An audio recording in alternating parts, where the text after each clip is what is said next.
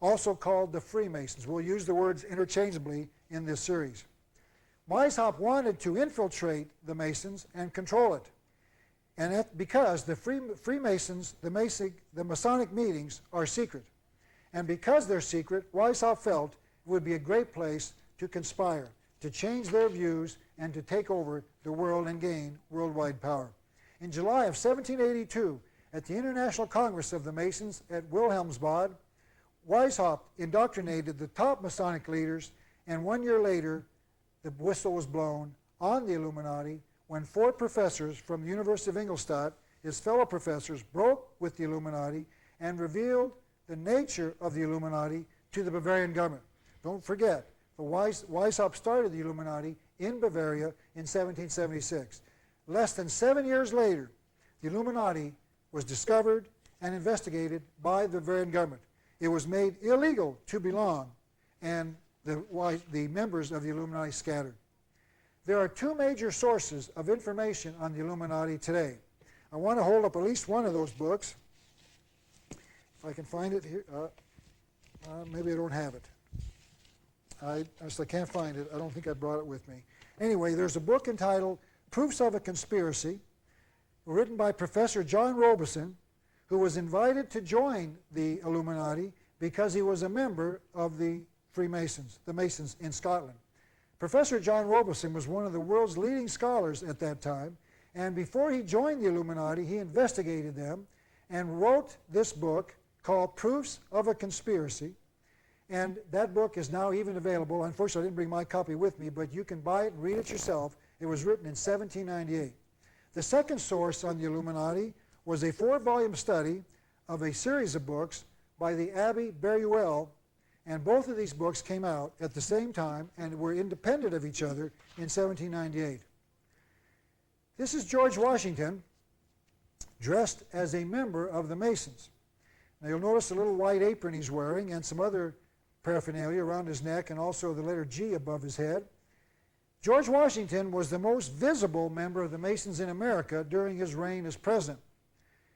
A Christian minister named G.W. Snyder sent Washington that book called Proofs of a Conspiracy. Washington read the book and wrote back on October the 25th, 1798. Washington was asked about the Illuminati by this minister named Snyder, and he read the book Proofs of a Conspiracy. Washington wrote back in 1798 the following, number 25. It was not my intention to doubt that the doctrine of the Illuminati had spread in the United States. On the contrary, no one is more satisfied of this fact than I am. Later in that letter, George Washington, who had just admitted that the Illuminati was already in the United States, called the Illuminati diabolical. Now I looked the word up in my dictionary, and diabolical is defined as meaning of or pertaining to the devil.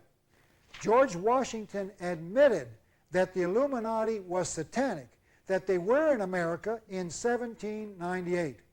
After the Illuminati was investigated in 1786 by the Bavarian government, they scattered all over Europe and actually came to the United States. And in the United States, they formed 14 chapters of the Illuminati, and Washington later discovered that they were here already, out to destroy religion, government, morality, you name it. Someone else discovered the Illuminati. This is a quote from Joseph Willard, the president of Harvard, in the early part of the 1880s. And he gave a speech on July the 4th, 1812. And here's what Professor Willard said about the Illuminati, number 26. There is sufficient evidence that a number of societies of the Illuminati have been established in this land. They are doubtless striving to secretly undermine all our ancient institutions, civil and sacred. These societies are clearly leagued with those of the same order in Europe. These enemies of all order are seeking our ruin.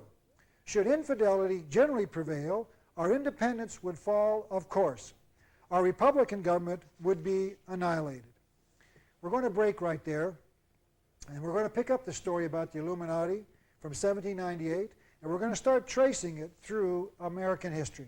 We're going to see that the Illuminati has been involved in all of the major wars inside this country, even today, and they're alive and well in secret societies in this country today. We will pick up that story next week, and I invite you to stay tuned for that program. I want to thank you very much.